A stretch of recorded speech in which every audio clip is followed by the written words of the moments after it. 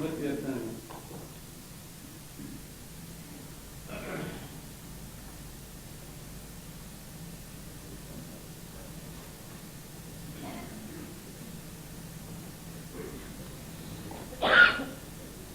لحظة أن تقع عينيك العاشقتين نظرت من النفقين إلى أين سيمتد الصمت،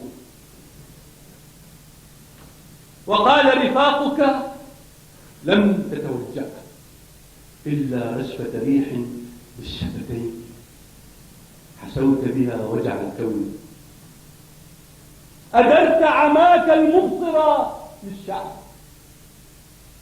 وأعطيت بيان الصمت المذهل.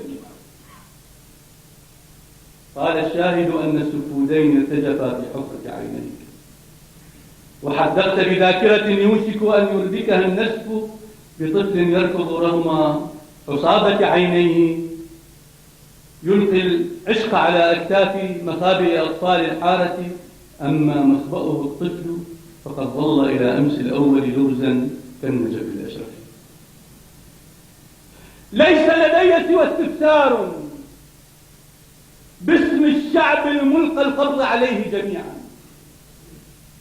كيف رضيتم أن تمتد يد باسم أياديكم وتصافح من دفع السفودين بعينيه الحالمتين؟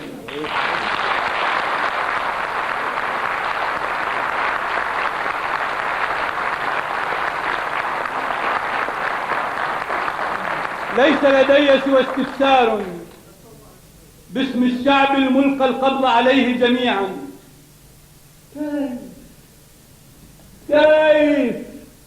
كيف رضيتم أن تمتد يد باسم أياديكم وتصافح من دفع السفودين بعينيه الحالمتين؟ فلنقف الآن بإجلال. ليس لأن الرجل القد من الفولاذ شيوعي، ليس لأن بيان الصمت المذهل كان دويا، لكن لم يتوجع إلا رشفة ريح بالشفتين الصارمتين ووجه حفرة عينيه إلى الشعب.